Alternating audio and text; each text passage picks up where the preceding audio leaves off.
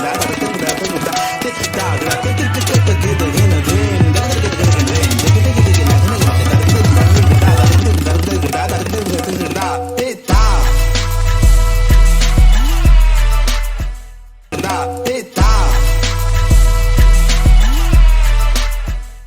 session of this KLF on Sunday, translations of Sindhi classics from Shah Abdul Latif Bhattai to Sheikh Zaid, and moderator is Amar Fizado. Would you please take your seats? I would like the panelists to come on the stage too. Translations of Sindhi classics from Shah Latif to Sheikh Ayaz. ये हमारे आज के programme का मौजू है। मौजू बहुत बड़ा है और वक्त मुख्तसर है, तो हमारी कोशिश होगी कि हम इसमें ज़्यादा से ज़्यादा टॉपिक्स को कवर कर सकें। शेख अयाज़, शाह लतीफ़ और शेख अयाज़ सिंधी लिटरेचर के दो माइलस्टोन्स हैं जो इस पूरे इराक़ के कवर करते हैं, रिप्रेजेंट करते हैं। लेकिन इसके बीच में भी बहुत सारे शायर, अदीब, कहानीकार हैं जिनका भी ज़िक्र ज़रूरी है। लेकिन इस पूरे सेशन में हमारा मकसद ये नहीं है कि हम सारे अदीबों के नाम गिनवाएं और सारे ट्रांसलेटर्स का ज़िक्र करें, लेकिन हमारी कोशिश ये होगी कि जो सिंधी अदब का एसेंस है, जो सिंधी अदब का मिजाज और मैसेज है, वो हम अपने रीडर्स तक पहुंचा पाएँ। और जब हम सिंधी क्लासिक का ज़िक्र करते हैं तो जो सिंध का कलोड़ा पीरियड है उसमें एक ट्रायंगल था शाह लतीफ़, सचल और सामी का, जिनको हम माइलस्टोन समझते हैं। और जब फिर हम शेख अयाज़ तक आते हैं तो शेख अयाज़ सिंधी के क्लासिक शायर भी थे और सिंध के जदीद शायर भी थे। और अगर हम शाह लतीफ़ की बात करें तो शाह लतीफ़ को हम सिंध पाकिस्तान का नहीं बल्कि दुनिया का अजीम शायर समझते हैं। और आज भी हम शाह लतीफ़ और शेख अयाज़ से इंस्पायरेशन लेते हैं, और जो आज का जदीद तरीन अदब है वो भी इन शायरों से इंस्पिरेशन लेता है। हमारे पास जो पैनल है वो भी बड़ा डाइवर्सिफाइड है अपनी अपनी फील्ड में। हमारे साथ मौजूद हैं मुमताज़ बुखारी साहब जो नावल निगार हैं। कल उनके नावल को KLF में अवार्ड भी मिला है और वो जो है सहाफ़त में भी रहे हैं। उनके बहुत और नावल जो हैं दूसरी ज़बानों में तर्जुमे भी हुए हैं, एक्टिविस्ट हैं और सखर आर्ट्स काउंसिल से भी वाबस्ता हैं आजकल। उसके साथ हमारे साथ अतिया दाऊद हैं जो पाकिस्तान में अगर हम फेमिनिस्ट वॉइसेस का ज़िक्र करें तो वो उसमें एक नुमाइंदा नाम है। इसके अलावा वो नसर नवीस भी हैं, उनकी ऑटोबायोग्राफ़ी ऑक्सफोर्ड की तरफ से शाया हुई। इसके अलावा वो ड्रामा नवीस हैं और सिंधी अदब का मुख्तसर जायज़ा भी उनकी एक किताब है जो ऑक्सफोर्ड की तरफ से शाया हुई। उनकी शायरी भी उर्दू, अंग्रेज़ी और दूसरी ज़बानों में तर्जुमा हो चुकी है। उसके साथ हमारे साथ नूरुल हुदा शाह साहबा हैं जो किसी भी तारुफ़ की मोहताज नहीं हैं। वो ड्रामा नवीस हैं। उनके ड्रामे आपको याद होंगे, जंगल हो, मारवी हो, अब मेरा इंतज़ार कर। इसके अलावा अफसाना नवीस शायरा हैं। इन सब खूबियों के साथ साथ हम समझते हैं कि ऐसी शख्सियात की सोसाइटी को बहुत ज़रूरत होती है जो एक सिमत तय करती हैं, और इनकी जो राय है वो हमारे लिए हमेशा गाइडलाइन रही है। तो हम अपने सेशन का आगाज़ करते हैं। मुमताज़, जैसे हमने ज़िक्र किया कि हम शाह लतीफ़ और शेख अयाज़ पर तो बात करेंगे, लेकिन मैं चाहता हूं कि आप एक ओवरव्यू दें कि ये सारा क्लासिक पीरियड कौन से इसमें नुमाइंदा नाम थे और उनकी ट्रांसलेशंस पे कितना काम हुआ है। जी बहुत शुक्रिया। पहिरियों सभिनी खे भलीकार, जेके हिते दोस्त मौजूद आहिनि पंहिंजी मादरी ॿोली में भलीकार चवंदे असां मौजू की तरफ आएंगे कि शाह अब्दुल लतीफ़ हमारा सबसे बड़ा माइल स्टोन है। जो सिंधी अदब की एक बड़ी इमारत शाह अब्दुल लतीफ़ से शुरू होती है। तो जब शाह अब्दुल लतीफ़ ने ये बात की थी, साईं सदाईं करी मथे सिंध सुकार दोस्त मिठा दिलदार आलम सब आबाद करी। तो ये लाइन हमें ये समझना चाहिए कि जो सिंधी अदब है ये शाह लतीफ़ से जो एक बड़ी शक्ल अख्तियार कर गया, एक माइलस्टोन बन गया, लेकिन ये बात यहीं से शुरू नहीं होती। ये हमें सदियां पीछे जब हम देखते हैं तो सिंधी अदब हमें वहाँ भी इसी तरह बड़े ख़यालात के साथ मिलता है, और न सिर्फ यहाँ मिलता है पर दुनिया के उस वक्त जो बड़ी ज़बानें हैं उसमें हमें मौजूद मिलता है। जब उस वक्त दुनिया में सबसे ज़्यादा सल्तनत बड़ी फ़ारस की सल्तनत थी, फ़ारसी में मिलते हैं, अरब जो वर्ल्ड थी उसमें मिलते हैं, और उसके अलावा रोमन एम्पायर थी, रोमन में भी मिलते हैं, और टर्किश एम्पायर थी उसमें भी हमें मिलते हैं। तो जब मैं ये बात कह रहा हूँ कि उसने आलम सब आबाद की जब बात की, तो जब हम जाते हैं विल ड्यूरेंट की किताब हिस्ट्री ऑफ सिविलाइजेशन, तो उसने लिखा है कि, और ये किताब में वो अकेला सिंधी अदब है जिसने उसने सिंधी अदब से कोट किए हैं वर्सेस उसमें, कि वो 2000 साल कबल मसीह यानी कि आज से 4000 साल पहले जो सिंधी अदब है उसको उसने कोट किया है, और उसको उसने कहा है कि ये ऋग्वेद की बुक 1 जो है वो 2000 साल कबल मसीह है।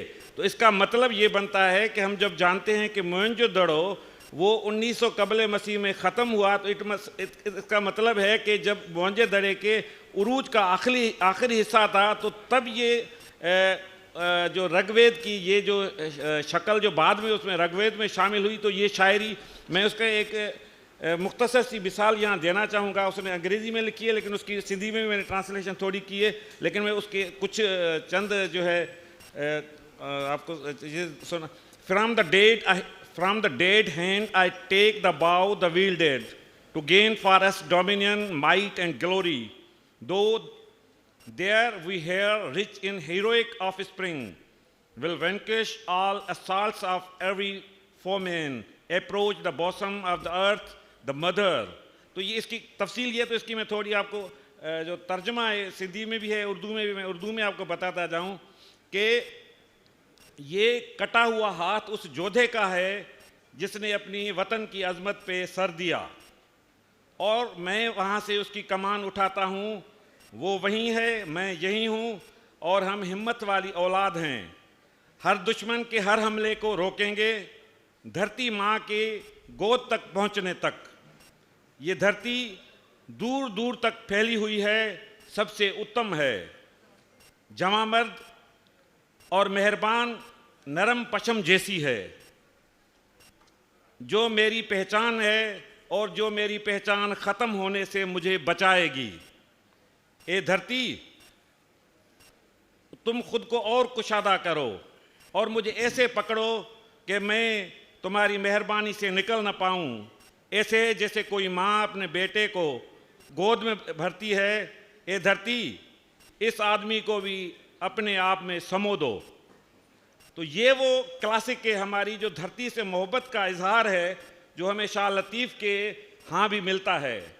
और यहाँ तक बात नहीं ठहरती, फिर हम जब जाते हैं, आप देखेंगे एक हिस्ट्री ऑफ नावल की एक इंसाइक्लोपीडिया 2 वॉल्यूम्स में है, तो उसमें लिखते हैं कि उसकी फर्स्ट वॉल्यूम में है, स्प्रिंगर्स ने वो छपी है, कि जो दारा आज़म जिसको हम कहते हैं, दारोश और साइरस आज़म उसका जो बाप था, तो वो अपने दरबार में सिंध से उसको सिंधियन से लिखा है ट्रांसलेशन में, उनको बुलाते थे और उनसे सिंध के लोक अदब को ट्रांसलेट करके फ़ारसी जो उस वक्त की होती थी उसमें सुनते थे। तो ये हमें एक रिकॉर्डेड चीज़ें उस वक्त से मिलती है। फिर हम हमारा एक बीच में मुख्तलिफ, क्योंकि सिंधी के डायलेक्ट तब्दील होते रहे, कभी पहलवी, कभी संस्कृति, प्राकृति, इस अंदाज में कहते रहे। फिर हम जब आगे आते हैं तो हमें एक बहुत बड़ा जो आज के दौर तक उसका असर है वो मिलता है। एक किताब है सिंध इंद के नाम से, जो 7वीं सदी ईस्वी में 8वीं सदी ईस्वी में खलीफे मंसूर को मिलती है, और कणका नाम का एक यहाँ का एक एस्ट्रोलॉजिस्ट है जो उसको नसरी अंदाज में लिखता भी है और उसके में जदवल्स भी देता है, जिसको अफसानी अंदाज भी उसमें शामिल है। तो वो जब वहाँ पहुँचती है तो पहुँचती वो अल ख़वारिज़मी के पास पहुँचती है। ये ऑक्सफोर्ड ने जो अल ख़वारिज़मी के लिए एक बायोग्राफी लिखी है, उसमें उसके रेफरेंस है, और इंसाइक्लोपीडिया ऑफ साइंस में उसके 22 जगहों पर आप जब जाएंगे तो उसमें 22 जगहों पे उसके रेफरेंसेस है। टाइम कम होने की वजह से मैं वो रेफरेंस आपको नहीं सुना रहा, लेकिन उसकी आपको एक बेस बताता हूँ कि वो सिंध इंद है, वो जब अल ख्वारिज़मी की ट्रांसलेट होके इटालियन और जर्मनी में गई तो उसको उन्होंने अलजबरा बनाया, और अलजबरा वो बेस है जैसे अलगोरिथम और पैथन लैंग्वेज बनी है, तो वही वो नोट्स थे जो इन सिंध की एस्ट्रोलॉजिकल किताब थी उसे बने, जो खुद ऑक्सफोर्ड की 3-4 किताबें और इंसाइक्लोपीडिया ऑफ साइंस बताता है। तो ये सिंधी लिटरेचर की वो चीज़ें थी जो उसमें आई।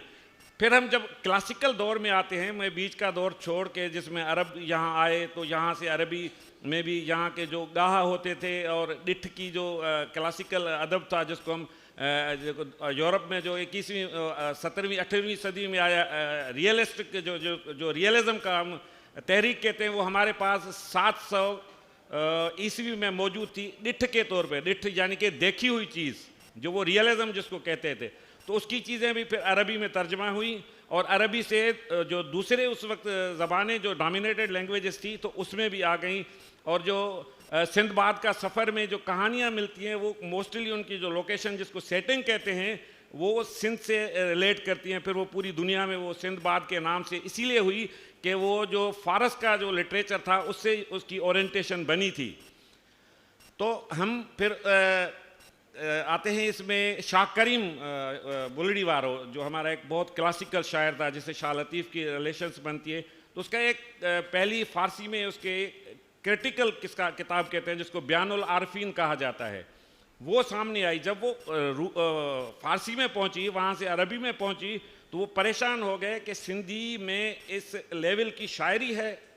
तो वो जो उस वक्त के बड़े फ़ारसी शोरा होते थे तो उससे उसकी रिजल्ट सामने आ गई। तो इसी तरह हमारे वो क्लासिक जो है, फिर काजी काजन जो हमारे दौर का आता है, शाह इनात रिजवी आ गया, तो इनके क्लासिक्स भी फ़ारसी, अरबी और फिर रोमन में भी जो यूनानी लैंग्वेजेस थी उसमें शामिल हो गई। और जो उस वक्त वेल्स लैंग्वेजेस या जो यूरोप की काउंटीज़ जिसको हम कहते हैं उसमें मुख्तलिफ लैंग्वेजेस हैं, एक लैंग्वेज नहीं है। आयरिश अलग है, स्कॉटिश अलग है, स्कैंडिनेवियंस अलग हैं, हर एक की अपनी अपनी वो लैंग्वेज है।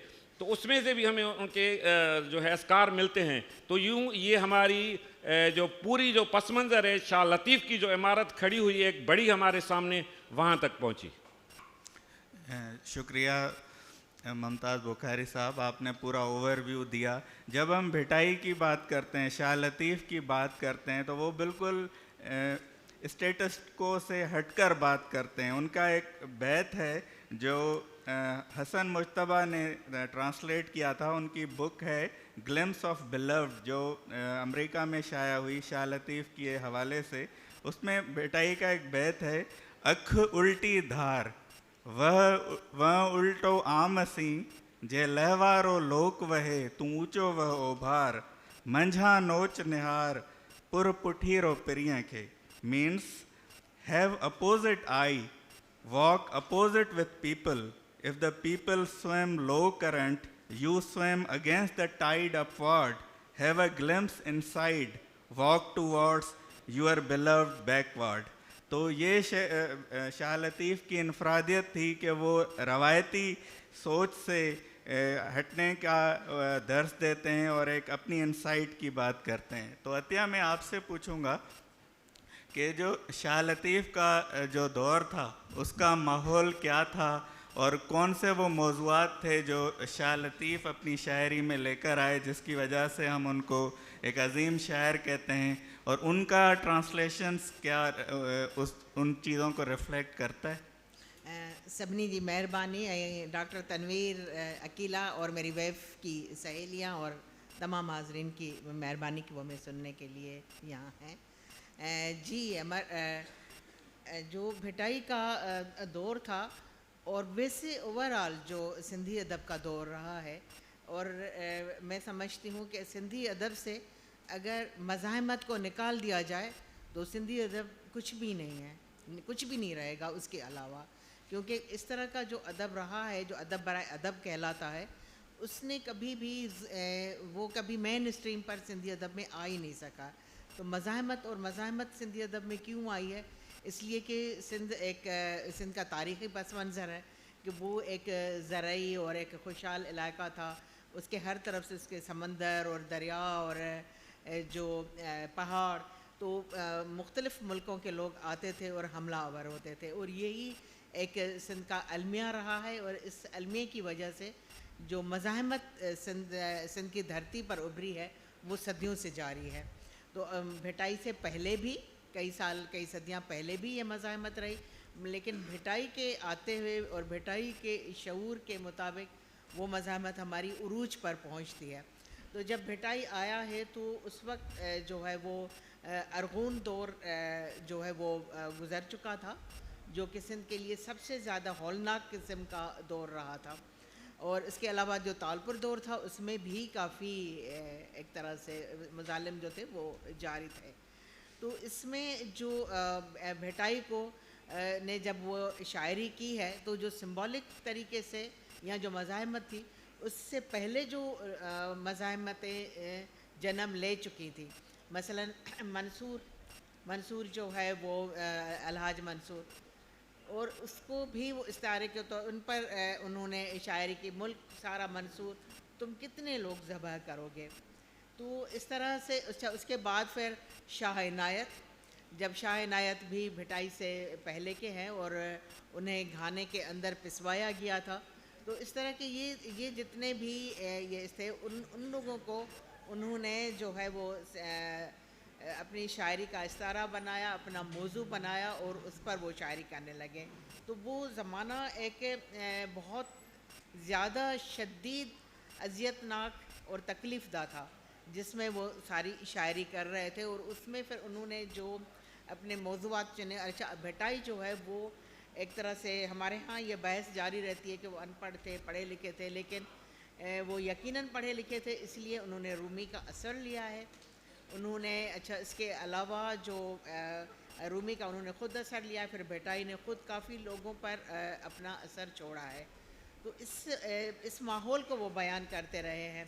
उसके अलावा फिर जो जितने सुर थे, जो हमारे पास लोक कहानियाँ थी, उमर मारवी, ससी पुन्नू, ये तारीख़ी कहानियाँ थी सारी, जिसमें 7 सुरमियाँ उनकी मशहूर है और बहुत सारी कहानियाँ।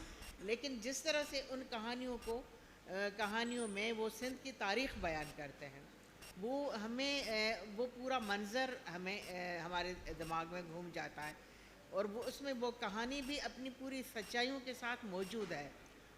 मारवी मौजूद है और वो अपने किडनैपर जो उसको किडनैप करता है उमर, उसके ख़िलाफ़ वो उससे मुखातिब होती है। लेकिन हमें ये भी होता है कि ये एक तरह से मज़ाहमत है उस पब्लिक की अपने हुक्मरान के ख़िलाफ़। तो इस तरह से वो अपनी हर मज़ाहमत में, हर कहानी में वो मौजूद हैं। तो वो दौर जो है वो इतनी सदियों का दौर भिटाई के सिमट आता है।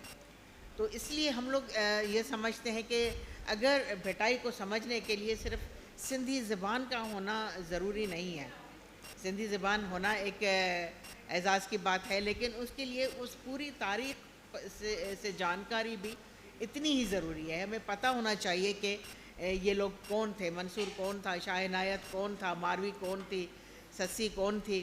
तो इसके लिए पूरी तारीख़ जो है वो सिमट कर उसके पास आती है। बिल्कुल अतिया, और शाह लतीफ़ को समझने के लिए, हमारे क्लासिक्स को समझने के लिए सिंध को समझना, सिंध की तारीख़ और जोग्राफ़ी को समझना भी ज़रूरी है। शाह लतीफ़ की शायरी में जो नेगलेक्टेड लोग हैं उनको भी मौजू बनाया गया है, और शाह की सारी शायरी का फोकस इंसान रहा है। उनका एक बैत है, कोह थो कागर कोरिएं वेठो विञाई मस दूर त्याई ॾिस अखर जियाई जोड़िया।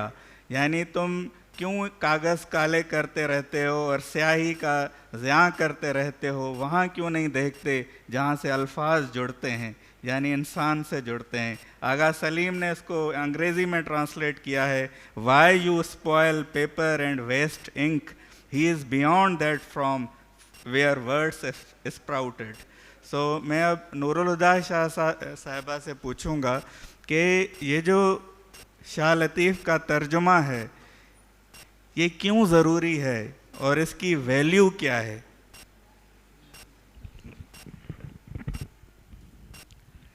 बहुत शुक्रिया। देखिए, आप आज अपने दौर के जिस मरहले पर बैठे हैं, खड़े हैं, आपको इस वक्त मेरी बात ज़्यादा समझ में आएगी। हर वो कौम जिसके दरमियान बाशऊर शायर मौजूद रहा हो, वो उस कौम की ज़बान, बोली, उस कौम का शऊर वो कभी मर नहीं सकता। अतिया ने अभी मज़ाहमत की जो बात की, शाह लतीफ़ की शायरी, उसका तर्जुमा क्यों ज़रूरी है और क्यों उसके तराजुम हुए हैं, उस पर बात करने से पहले मैं इस बात की वजाहत कर दूं कि इस शायर में है क्या, हम पागल क्यों हैं इस शायर के पीछे। कई अबियात हैं जिसकी मिसाल देते हुए चलेंगे। सबसे बड़ा कमाल ये है, मैं एक बैत की नसरी तशरीह सिर्फ आपके साथ शेयर करती हूँ। यहाँ से आप शाह लतीफ़ की रूह को समझ लीजिए। सूरह अराफ की एक आयत है, अलस्त बिरब्बिकुम, जिस आयत की तशरीह और उस मानी जो हैं वो कुछ यूँ हैं कि आदम के औलाद पीछे, आदम से जितनी भी औलाद, हम सब, मैं, आप, हम सब, जितनी भी औलाद तख्लीक होना थी, वो तमाम, उन तमाम की रूहों को रब के सामने वो पेश हुई। रूह की तख्लीक पहले हुई और वो तमाम अरवाह रब के सामने, आप इमेजिन कीजिए, मैं आपको शाह लतीफ़ की वो मंज़र कशी समझाऊंगी। वो तमाम इंसानों के अरवाह रब के सामने खड़े हैं और वो उनसे पूछता है कि बताओ, क्या मैं तुम्हारा रब नहीं हूँ? अलस्त बिरब्बिकुम। तो अरवाह ने कहा कि कालू बला, हम गवाही देते हैं खुद पर कि बेशक तू हमारा रब है। अब शाह लतीफ़ क्या कहते हैं, इस मंज़र को इमेजिन कीजिए। कहते हैं कि जब मेरी रूह मेरे रब के सामने पेश हुई, दुनिया में इंसान अभी तख्लीक सिर्फ आदम हुआ है, जब मेरी रूह मेरे रब के सामने पेश हुई और उसने मुझसे पूछा, बता क्या मैं तेरा रब नहीं हूँ? तो मैंने कहा, कालू बला, बेशक तू मेरा रब है। इस बैत की आखिरी सतर लिखते हैं, यही वो लम्हा अज़ल था जब मैंने अपने हम वतनों से वादाए वफा किया।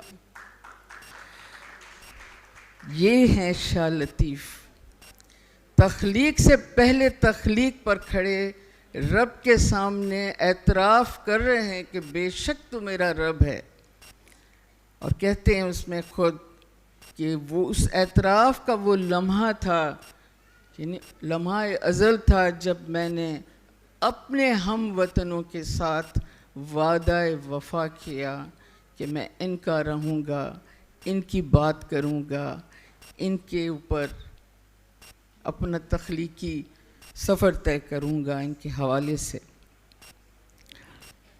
ये है बुनियाद शाह लतीफ़ की। अब आइए शाह लतीफ़ की तरफ मज़ीद। ये वाहिद शायर है, सूफ़ी शौरा में शाह लतीफ़ वाहिद शायर है जिन्होंने इश्क़ हकीकी में अफलाक की जानिब सफ़र नहीं किया। ये वाहिद शायर है जिन्होंने अपनी आमद को अफलाक से नहीं लिया। शाह लतीफ़ का तमाम तख्लीक, तख़य्युल, ख़याल, जज्बात, तशबीहात, इस्तारे, अल्फाज, ये तमाम उन्होंने तो धरती से, ज़मीन से लिए ही हैं। मगर इश्क़ हकीकी में महबूब को, ये वाहिद शायर है, महबूब को इंसान के क़ालिब में ढाल के उससे बात की है। और इंसान कौन?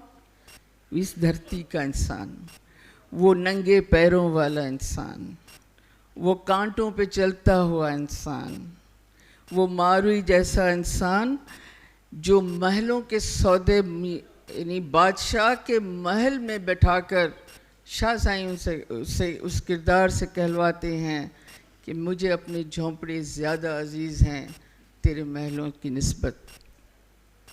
जिन्होंने नूरी का किरदार, यानी किंग मेकर, उन्होंने नूरी को बनाया, नूरी का किरदार जो बनाया है, मैं समझती हूँ मैंने कहीं भी, मैं जितनी शायरी मेरे इल्म में आई है, मैंने कहीं भी महबूब की तशरीह के साथ कि कोझी, कुछ पंजाबी में लफ्ज़ मिलते जुलते हैं इसलिए मैं एज इट इज़ कहूँगी, कोझी, कारी, जो सड़क के, जो पगडंडी पर बैठी है मछलियों का, क्योंकि वो मछेरन थी, मछलियों का ढेर लिए और उन मछलियों की बू उसके पूरे वजूद में है। और इस पूरे वजूद में जिसमें मछलियों की बू है, जो सादा से चेहरे वाली है, बेइंतहा सादा से चेहरे वाली है। कोझी पंजाबी जो अगर कोई समझता है तो वो समझ जाएगा, सराइकी और पंजाबी, ये कोझी इंतहाई सादा चेहरे के लिए है। ये शाह साईं की तख्लीक है महबूब की इश्क़ हकीकी में, जिसे वो ढाल कर ले आते हैं इंसान के रूप में। अच्छा, इंसान के रूप में क्या ढाल के ले आते हैं? फिर कमाल देखिए, वो पूरे का पूरा इश्क़ हकीकी। आप ख़वातीन जो बैठी हैं, ख़ास तौर पर आपके साथ शेयर करूं, मुझे मालूम है आपका जो थॉट है और आप उस पर खुशी महसूस करेंगी कि वो इश्क़ हकीकी जो है वो औरत के क़ालिब में ढाल कर ले आते हैं। औरत जो है, और वो औरत भी एक तरह की नहीं है। अब जिस तरह हम ये बात करते हैं कि चलिए हम बहुत सारी कहानियाँ लिख लें और कहानियों पर आप कहानी पढ़ के कहेंगे कि ये तो फ़लाँ की कहानी है, अशार आपको बहुत से बता देंगे कि ये किस शायर का शेर है, लेकिन 7 उनकी हीरोइंस हैं, 7 उनकी हीरोइंस हैं। उन सब की साइकी, उन सब का लबो लहजा, उन सब की तशबीहात, अल्फाज तमाम के तमाम अलग हैं। इश्क का अंदाज सबका अलग अलग है और ये बहुत बड़ा कमाल है। फिर अब अगर देखते हैं, जब हमारे लिए शाह साईं तो इसलिए भी अहम है। सिंध हमेशा, अभी आपके साथ मुमताज़ बुखारी ने, अतिया ने भी शेयर किया, सिंध हमेशा, मैं हर जगह जब सिंध पर बात होती है तो मैं हमारे जो उर्दू बोलने वाले, पंजाबी बोलने वाली जो दोस्त हैं, मैं हमेशा उनके साथ सिंध की बात शुरू करने से पहले एक छोटी सी बात कर दिया करती हूँ कि सिंधी ज़बान में सिंध मोनिस है, इसीलिए सिंधी ज़बान, सिंधी शायरी में सिंध महबूबा है, माँ है, महबूबा है, औरत है। उसकी मांग भी है, शायरों ने इस तरह गाया है सिंध को, उसकी मांग भी है, उसकी नथ भी है, उसकी इज़्ज़त भी है, उसकी असमत भी है। शाह साईं ने इसकी बुनियाद डाली है। असल बुनियाद यहाँ से शुरू हुई है, जब उन्होंने धरती को, ये कॉम्बिनेशन देखें आप कि इश्क़ हकीकी में और शाह साईं के बड़े अबियात उनकी मौजूद हैं लातादाद, जिसमें उन्होंने खुल के अपने इश्क हकीकी का ज़िक्र इजहार किया है, जिसमें अल्लाह से इश्क, जिसमें नबी करीम सल्लल्लाहु अलैहि वसल्लम से इश्क, मगर वो इश्क हो कैसे रहा है ये चीज़ आप देखिए। वो इश्क औरत के रूप में हो रहा है, मुखातिब वो रब से है, लेकिन आप सीधा सीधा पढ़ें तो आपके सामने औरत का किरदार बैठा है। और फिर वो जो कैफियत हैं उनकी, वो कमाल की हैं उसमें, उनका जो इजहार इश्क है। तर्जुमों के हवाले से हम दोबारा जब इस पर आएंगे, तराजिम के हवाले से ये बात हमेशा सवाल आता रहा है। शाहसाई 1866 में ट्रंप ने शाहसाई को सबसे पहले जर्मनी से शाया करवाया। इससे पहले किताबी सूरत में नहीं थे। एक गंजनामा है, गंज है, लेकिन इस तरह से जिस तरह आज आप शाह जो रिसालो देखते हैं। आपको बताती चलूँ कि ट्रंप यहाँ अंग्रेज़ के दौर में मैजिस्ट्रेट थे। उसके पास एक मुकदमा आया, जिस मुकदमे में उस बंदे ने अपना केस जिस तरह लिखा, पेश किया, उसमें उसने शाह लतीफ़ की अबियात लिखी हुई थी। उसे ट्रंप को समझ में नहीं आया कि ये इसने क्या लिखा है। उसने पूछा ये क्या है, तो उसने शाहसाई के लिए बताया कि ये कैसा शायर है। उसने कहा कि मुझे तर्जुमा करके बताओ ये क्या है। सो इस तरह ट्रंप खुद शाह लतीफ़ पर आशिक हुआ और पहली किताबी सूरत में पहली बार जो कंपाइल किया गया वो जर्मनी से हुआ। अच्छा, जर्मनी में सिंधी प्रिंट नहीं था, उसने वो सारा अरेंज किया, वो कीज़ सारी उसने बनवाई उस ज़माने की, और उन कीज़ के ज़रिए शाह लतीफ़ को कंपाइल उसने करवाया, और इसको ट्रंप जो रिसालो कहा जाता है। इसी तरह मुख्तलिफ़ ज़बानों में, जर्मनी में ख़ास तौर जर्मन ज़बान में उसके बाद भी शाहसाई तर्जुमा हुए हैं। ये हालिया दिनों की बात है, इसी कुछ बरसों पहले की बात है। डॉक्टर शिमिल ने बड़ा दिलचस्प तकाबली जायज़ा लिया है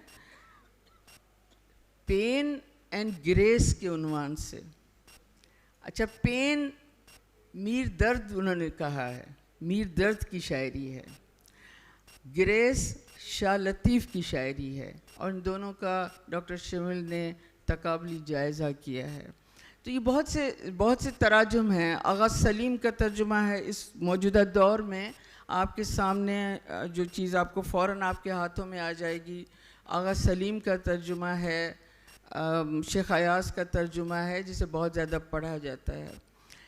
इसमें भी एक बात मैं आपको बताती चलूँ कि बहुत से लोगों को शेख अयाज़ का तर्जुमा पसंद है, बहुत से लोगों को आगा सलीम का तर्जुमा पसंद है। अब शाहसाई की ज़बान को उन्होंने बोली जो इस्तेमाल की है वो सिंधी क्या, वो बुनियादी वो रंग है जो जाकर मैच करता है हिंदी से। आगा सलीम ने जो अल्फाज इस्तेमाल किए हैं और जिस तरह तर्जुमा किया है, उन्होंने हिंदी का रंग उसमें डाला है। हिंदी के अल्फाज जो हैं जिनमें जो उनसे मैच कर गए हैं। इसी तरह शेख अयाज़ ने जो तर्जुमा किया है, शेख अयाज़ फ़ारसी शायरी से ज़्यादा उसके करीब ले गए हैं और फ़ारसी अल्फाज और फ़ारसी तशबीहात को उन्होंने उसी में वो ले आए हैं। सो ये मामला है।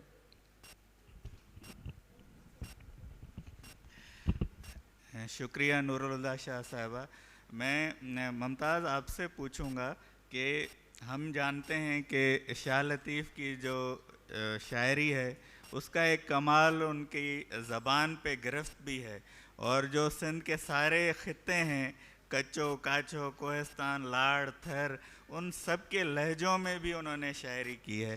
तो एक तो उनकी शायरी को क्या ये इंसाफ हो सकेगा कि उनकी शायरी दूसरी ज़बान में मुंतकिल हो, और दूसरा हमने जैसे नूरुल हुदा शाह ने ज़िक्र किया तो हमने देखा कि एच.टी. सोरले जो इंग्लिश स्पीकिंग थे उन्होंने ना सिर्फ शाह लतीफ़ को समझने के लिए सिंधी ज़बान सीखी बल्कि 1938 में शाह ऑफ भिट एक किताब लिखी जिस पे 1938 में उनको पीएचडी भी मिली। वो मास्टरपीस है शाह लतीफ़ पे।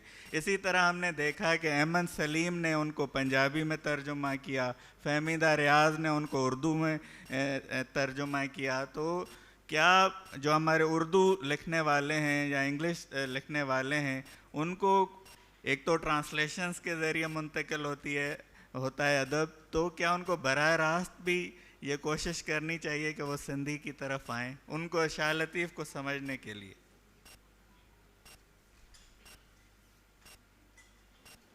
और बात यह है कि शाह लतीफ़ को समझने के लिए वो दिल भी चाहिए,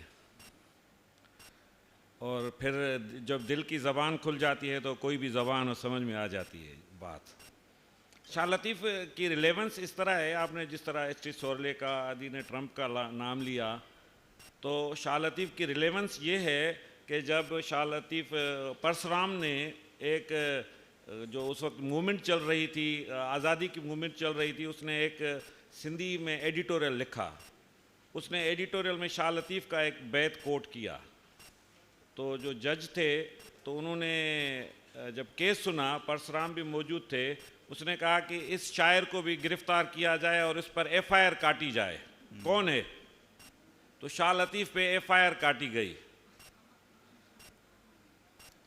तो मैं ये इसीलिए रेफरेंस दे रहा हूँ कि रिलेवेंस की बात कर रहा हूँ कि उसको उस वक्त भी वो शायरी जो पार्टीशन के बिल्कुल करीब का दौर है, इतने मॉडर्न दौर में भी उसको लगी कि ये आज का कोई बागी शायर है, आज का कोई दिल वाला शायर है जो लोगों के दिलों में तलातम पैदा करने वाला है।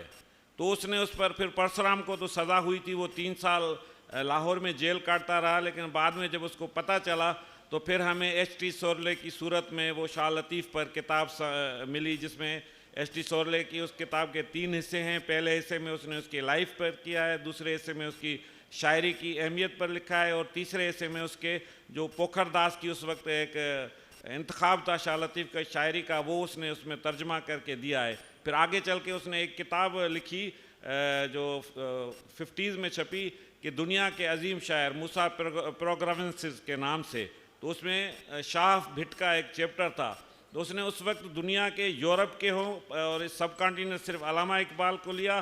तो जब उसने नतीजा निकाला तो उसने कहा कि इस वक्त इन सारे शायरों, जिसमें शैले भी है, दूसरे भी शायर हैं, कि दुनिया का सबसे अजीम शायर शाह अब्दुल लतीफ़ भिटाई है।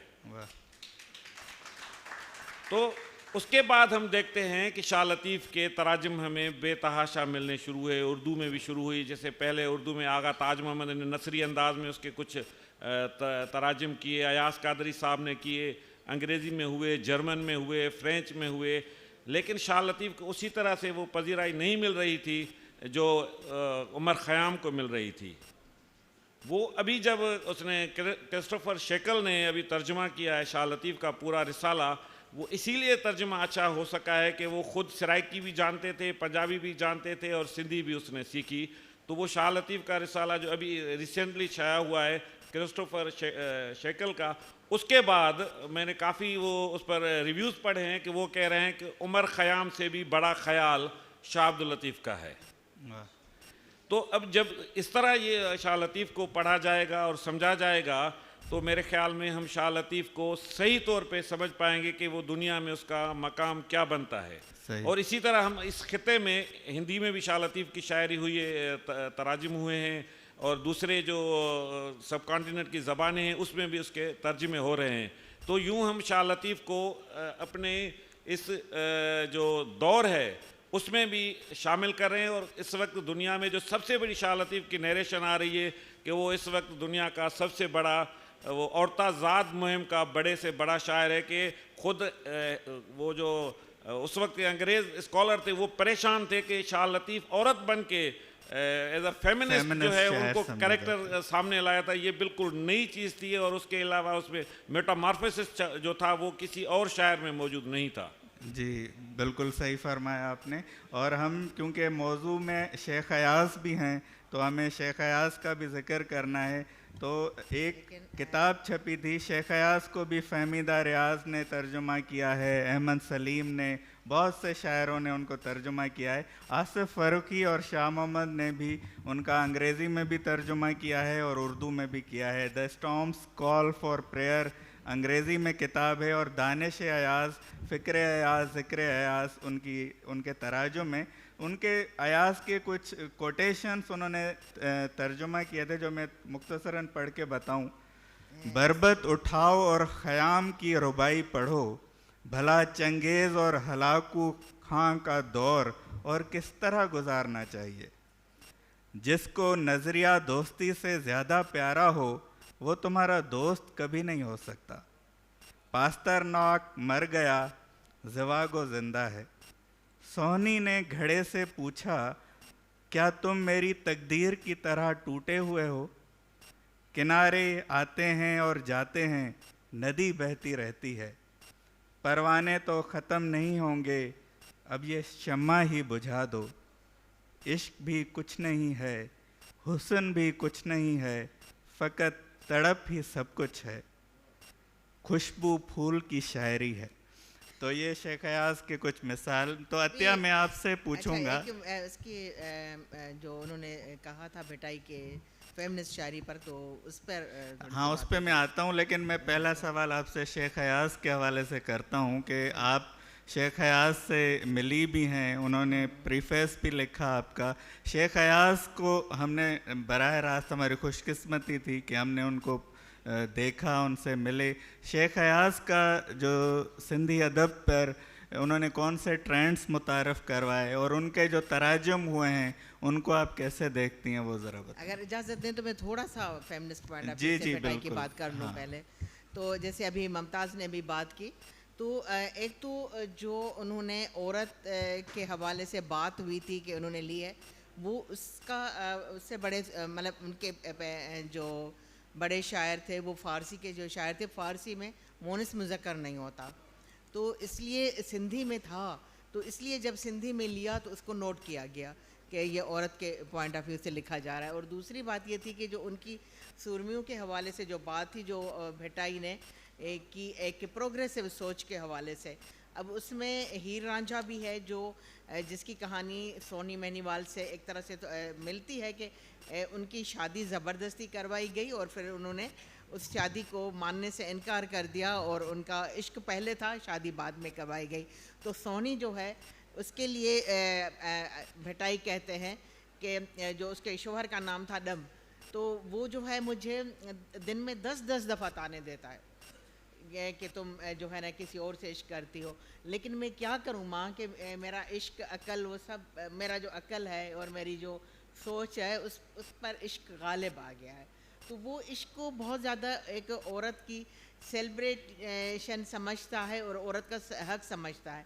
और उसके अलावा सोनी के हवाले से कहा जाता है कि उसको मतलब भेटाई ट्रिब्यूट पेश करते हुए कहता है कि हालांकि वो एक मैरिड औरत है, उसको कहता है कि तुम महनीवाल के बग़ैर नापाक हो, मतलब तुम जो अपने महबूब से अगर जब तक नहीं मिलोगी उसे, तो उस वक्त तक तो तुम नापाक हो। तो नापाक इसको नहीं कहता कि शोहर को छोड़कर तुम लवर से मिलने जा रही हो। तो एक तरह से ये चीज़ें थी जो अभी तक सोसाइटी उसको हज़म नहीं कर पा रही, और उस चीज़ को ढांपने के लिए जो हम लोगों को निसाब में बचपन में पढ़ाया जाता था, तो उस पर बड़े पर्दे रखे गए कि नहीं ये असल में भेटाई अल्लाह को हकीकी और मजाजी शायरी। हाँ, उसमें फंसाया गया। लेकिन अच्छा दूसरी बात है जो औरतों के हवाले से और कैरेक्टर थे कापायती, जिसमें वो जो कपास चुनने वाली और जो कपड़े बनाने वाली औरतें थी, चरखा चलाने वाली, उस औरत का जिक्र है, नूरी का जिक्र हो चुका है। और इसके अलावा सारी जो मेहनत करने वाली औरतें, और उसके अलावा जो उनका एक मतलब जो एक मूमल, और एक इसके अलावा लीला चनेसर के वाली खातून जो है वो अपने उसको मतलब उसकी लव मैरिज हुई है, बादशाह है उसका शौहर। लेकिन वो एक हीरों के हार के लिए लालच में आ जाती है थोड़ी देर के लिए, और उसको एक और शहजादी आती है और उससे कहती है कि ठीक है तो मेरा शौहर ले लो, एक रात के लिए मुझे ये हार दे दो। अच्छा, तो थोड़ा वक्त मैं मुख्तसर है। मुख्तसर करती हूँ, लेकिन उसमें ये था कि वो एक औरत के पास जो है ना वो गिल्ट है, औरत गलती कर सकती है, मतलब औरत के पास ये गुंजाइश है अगर उसने इस तरह से बेवफाई की है। वही मुमल के हवाले से भी है। चलिए ठीक है, मैं शेख अयाज के हवाले जी से। अयाज के हवाले से ये है कि अयाज के पास जब अयाज आया और उसके पास बहुत ज़्यादा मुताला था, बहुत ज़्यादा स्टडी, एक पढ़ा लिखा इंसान था पूरे शऊर के साथ, और उसने जब ये और उसके साथ एक इतना बड़ा पहाड़ था भेटाई का, उसके बीच में से वो इतने बड़े मकाम पर कैसे पहुंच सकते हैं। तो उन्होंने उस सारी तमाम भेटाई की जो शायरी है, भेटाई के जो मौज़ूआत हैं वही मौज़ूआत लेकर आया, लेकिन उसमें इनफरादियत इतनी थी कि वो बिल्कुल मुख्तलिफ हो गया। भेटाई ने भी अयाज ने भी ससी और राणू इन लोगों पर लिखा, लेकिन उसको बिल्कुल डिफरेंट अंदाज से और एक और आम फहम ज़बान के हवाले से। और इसके अलावा भेटाई अयाज ने बहुत खुलकर लिखा सिंध के मसाइल के लिए, क्योंकि जो भेटाई के ज़माने में जो उसके मसाइल थे, फिर जो अयाज के मसाइल थे, अयाज ने क्या देखा, अयाज ने 1 यूनिट देखा, अयाज ने जो है ना वो पार्टीशन देखा, उसने जो है वो 70 वाले जो हंगामे हैं वो देखे, उन्होंने ये देखा जो सिंधियों के हवाले से सियासी सूरत हाल थी। तो ये सारा अक्स फिर अयाज की शायरी में बहुत ज़्यादा उभरता है और बहुत खुलकर आता है। उनके तराजुम के हवाले से आप क्या कहेंगे? अयाज के तराजुम में जो है उन्होंने जो अयाज का तर्जुमा अहमद सलीम ने किया, फहमीदा ने किया, और इसके अलावा मुख्तलिफ़ ज़बानों में उनके बहुत ज़्यादा तर्जुमे हुए हैं। लेकिन मैं समझती हूँ कि जो तर्जमे या जो ट्रांसलेटर भेटाई को मिले उतने अयाज को नहीं मिल सके। हालांकि अयाज ख़ुद भी इतने बड़े पैमाने का पढ़ा लिखा बंदा था, वो ख़ुद भी अपने आप को अंग्रेज़ी में तर्जमा कर सकता था, लेकिन अयाज को वो ट्रांसलेटर अभी तक नहीं मिला, अयाज अभी दरियाफ्त नहीं हुआ उस हवाले से उतने। अच्छा, नूरुल हुदा शाह साहबा, मैं आपसे भी पूछूंगा शेख अयाज के बारे में कि शेख अयाज की वैसे तो उन्होंने सारे मौज़ूआत पे शायरी की है, रोमांस भी मिलता है, फ़ितरत निगारी भी मिलती है, हर मौजू पे उन्होंने लिखा है, 50 से ज़्यादा तो उनकी किताबें हैं। और शेख अयाज सिंध के साथ उर्दू के भी बड़े शायर थे, उनके 2 मजमुए भी थे। लेकिन आपसे मैं पूछना चाहूँगा, जो शेख अयाज की मज़ामती शायरी थी उसमें आप उनकी पोइटिक ब्यूटी को और उस दौर पे जो अयाज का असर था 1 यूनिट और इस पे, उसको आप कैसा समझती हैं और क्या वो शायरी उर्दू में भी मुंतकिल हुई है?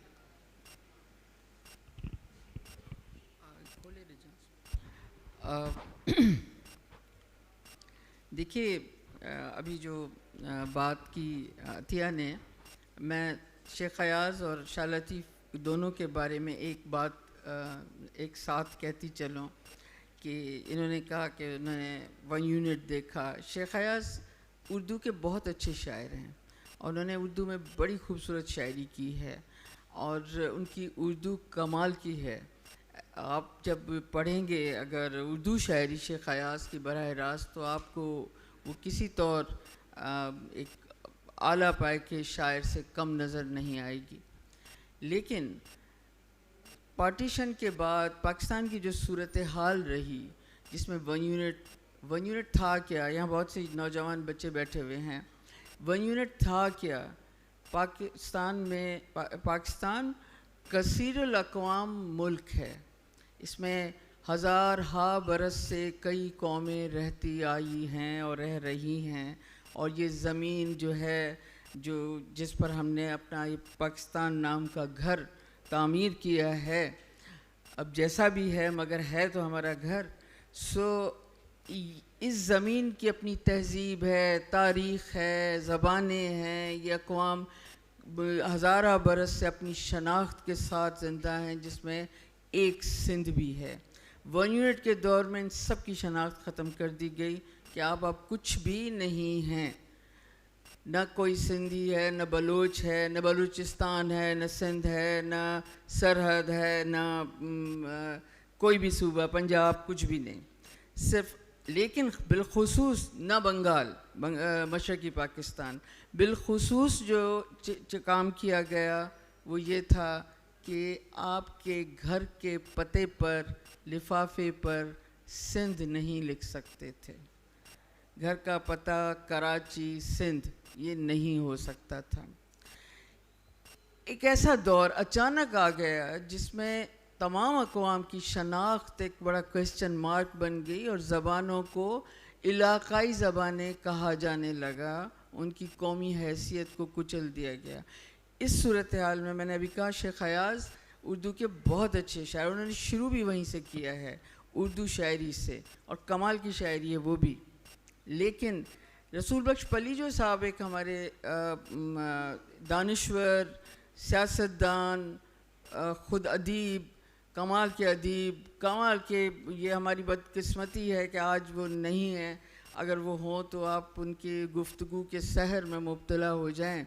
रसूल बख्श पलीजो साहब हमेशा एक बात कहा करते थे कि जब 1 यूनिट हुआ और उससे पहले ही जब हक तलफियों का मामला शुरू हुआ इस मुल्क में, जो कुछ हुआ अब आपके सामने है, तो कहते थे हमने रसूल बख्श पलीजो और जोयो साहब सिंध के, इब्राहिम जोयो एक बड़े दानिश्वर सिंध के गुज़रे हैं और हाल ही में उनका इंतकाल हुआ है। ये दोनों कहा करते थे कि हमने अयाज़ को कहा कि अयाज़ उठ उठ, अपनी कौम को जगा और अपनी कौम की शनाख्त की बात कर, और अयाज़ ने फ़ौरन वो काम संभाल लिया। मगर शायर वो कमाल का है, उसने मज़ाहमती, उन्होंने जो शायरी की, एक सबसे बड़ी चीज़ ये की कि शेख अयाज़ अभी शाह लतीफ़ पर ज़ाहिर मुख्तसर गुफ्तगू में जितना भी हम आपके साथ शेयर कर सकें, लेकिन शाह लतीफ़ का जो लेवल है और शेख, उन्होंने बड़ा असर छोड़ा है न हर तरह से सिंध पर, सिंध के शऊर पर शाह लतीफ़ का जो गहरा असर है, शेख अयाज़ उससे भी मुतासर थे, बहुत मुतासर थे। मतलब आप यूँ समझ लें कि शाह लतीफ़ को वो अपना सब कुछ मानते थे, लेकिन किसी शायर के बड़े शायर होने की निशानी ये है कि वो उस असर से ख़ुद को बचा कर लिखे और बचा कर शायरी करे। और जब आप शेख अयाज़ की शायरी पढ़ते हैं तो आपको कहीं भी नहीं लगता कि शेख अयाज़ शाह लतीफ़ से इतना मुतासिर है, जबकि वो ये शेख अयाज़ का कमाल है। शेख अयाज़ ने उस दौर में जो शायरी फिर शुरू की, जो शायरी शेख अयाज़ की सामने आई, उसके साथ साथ मैं आपको ये दोनों का कॉम्बिनेशन जो बनता है वो बताती चलूँ। वापस शेख अयाज़ पर आने से पहले कि जब ये सारा 1 यूनिट और ये सारा कुछ हुआ, मज़ाहमत बंद हो गई, एहतजाज बंद हो गया, आप अपनी शनाख्त के साथ बात नहीं कर पाते थे, तो सवाल उठा कि अब हम क्या करें। अब देखें कौमें कैसे बनती हैं, शऊर को कैसे जगाया जाता है। तय किया गया कि हर साल भिटशाह पर, जहाँ शाह लतीफ़ दफन है, वहाँ शाह लतीफ़ का हर साल उर्स होता था। उस उर्स को मनाया जाने लगा और शाह लतीफ़ की वो तमाम शायरी जो वतन, हम वतनों के लिए, वतन के लिए, धरती के लिए, धरती के लोगों के लिए वो सारी थी, वो गाई जाने लगी। अब हुआ तो ये था पाकिस्तान बनने के बाद कि तमाम सूफ़ी शोरा को महकमा औकाफ़ की तरफ से उनके ऊपर हरी चादरें डालकर कहा गया कि ये सब वली हैं और आपका काम इनसे सिर्फ दुआ मांगना है, और उन्होंने कोई ख़ास कारनामा नहीं किया हुआ, क्योंकि इन सब ने मज़ाहमत की हुई, इस रीजन के तमाम सूफ़ी शायरों ने अपने अपने रंग में मज़ाहमत की हुई है। जब वहाँ शाह लतीफ़ को गाया जाने लगा, जब मारुई गाई जाने लगी, जब महलों को मारुई ललकारने लगी, जब बादशाह वक्त को मारुई ललकारने लगी, और फिर उसमें शेख अयाज़ की शायरी सामने आई, और उस शायरी का हुस्न ये है, एक नज़्म है मैं आपके साथ शेयर करूँगी। शेख अयाज़ की शायरी का हुस्न ये है कि वो कोई गोलियों और बारूद और इसकी बात नहीं करते, वो बड़े जमालियात उनकी जो मज़ाहमती शायरी में है वो कमाल की है। मैं एक नज़्म इनकी आपके साथ शेयर करती चलूँ। तर्जुमा है और मोहसिन भोपाली ने इसको तर्जुमा किया है। इसमें आप शेख अयाज की जमालियात देखें, मज़ाहमत का हुस्न देखें और देखें कि वो क्यों इस धरती पर अपने पूरे कद के साथ क्यों खड़े हैं। कहते हैं, मैं मुजरिम हूँ, मैं मुजरिम हूँ, हाँ मैंने जुर्म किए हैं बहुत, मैं मुजरिम हूँ। अब जमालियात देखिए, तालाब के गदले काई जमे पानी में, खिलता नील कमल भी तो मुजरिम है। जमालियात देखिए मज़ाहमत में, और कोई चकोर जो अंधियारे में उड़ता है वो भी मुजरिम है। ये जुर्म नहीं, मैंने फिर से आदम की मिट्टी गूंदी है, मैं मुजरिम हूँ, हाँ मैं मुजरिम हूँ। ये वो जमालियात है जो शेख अयाज की शायरी में है। यही इससे बड़े पैमाने पर वो जमालियात है जो शाह लतीफ़ की शायरी में है। और मुझे बताइए कि इश्क़ हकीकी के हसीन रैपिंग पेपर में लपेट कर धरती और धरती के लोगों की बात की जाए तो कौन माई का लाल है जो उसे चैलेंज कर सके। हमारा वक्त मुख्तसर है। ऑडियंस से हम गुजारिश करेंगे कि हम 3 सवाल पहले ले लेते हैं, लेकिन गुजारिश ये है कि सवाल हो, कमेंट और तबसरा ना हो, और 3 सवाल ऑडियंस से हम लेना चाहेंगे। माखाम साहब जी, माइक पे। मैं इस प्रोग्राम के तवसत से ये करूँगा कि आपने ये कहा कि पंजाबी या सिंधी और ज़बानों में उसका तर्जुमा हुआ, तो वो शाह लतीफ़ को पश्तो में भी जो है वो तर्जुमा किया गया। इंतखाब की सूरत में पश्तो अकेडमी से वो किताब छपी, हसन आगा ने किया है उसका तर्जुमा। और मैंने मैडम से भी, आदि से भी बात की थी कि उस पे जो शेख अयाज का तर्जुमा है उस पे मैंने एक वर्क भी शुरू किया है। उसको मैं टोटल जो बुक है वो उसमें पश्तो में उसमें लाने की। बहुत शुक्रिया, बहुत अच्छा। कोई और अगर सवाल हो?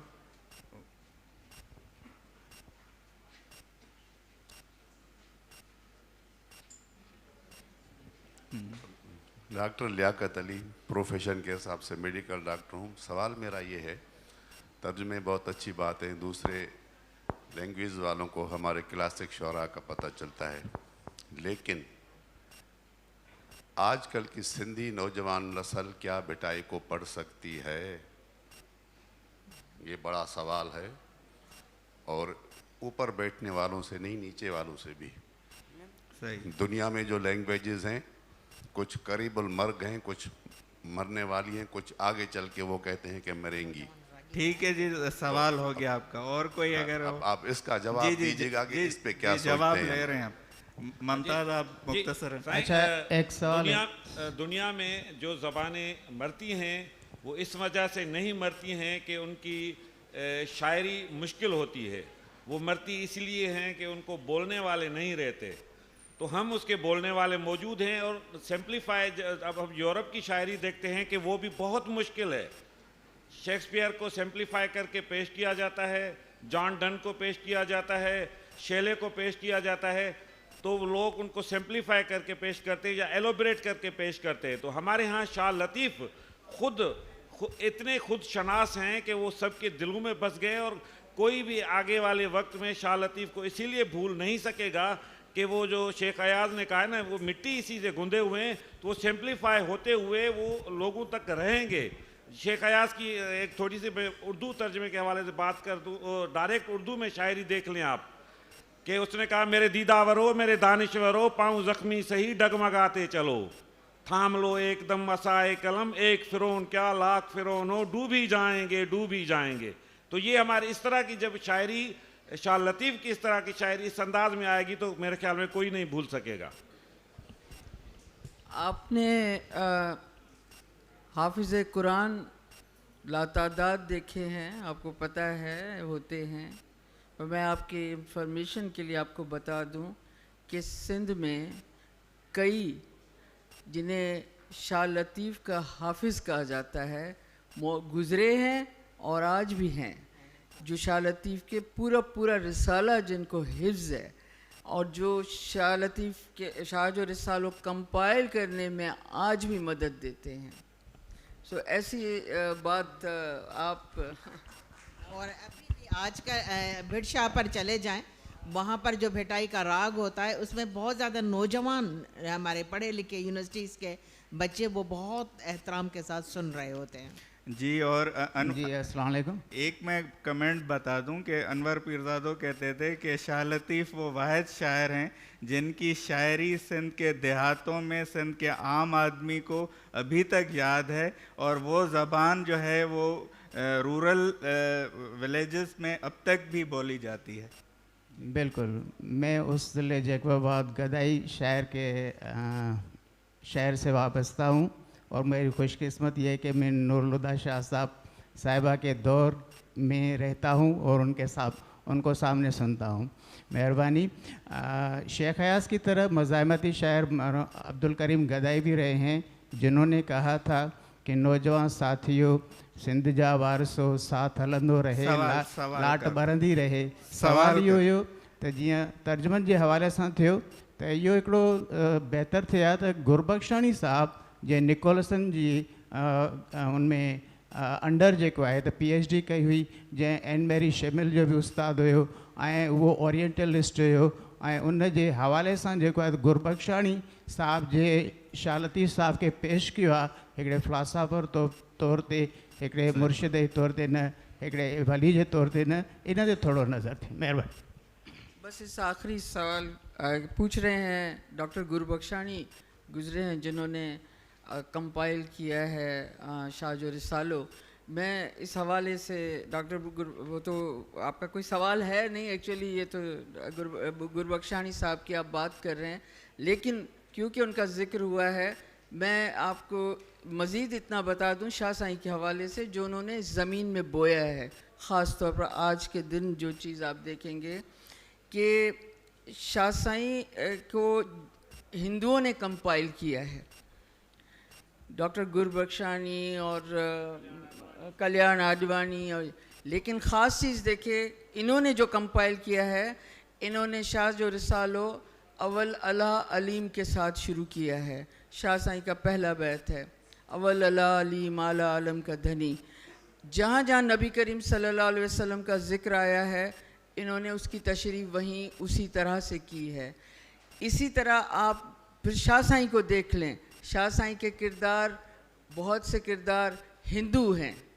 शाह साईं ने उनकी पूजा का ज़िक्र किया है और इश्क में लफ्ज़ पूजा इस्तेमाल किया है। ये वो चीज़ है कि जो शाह साईं इस ज़मीन में बो गए हैं कि हम और हिंदू एक ही थाली में बैठकर खा सकते हैं।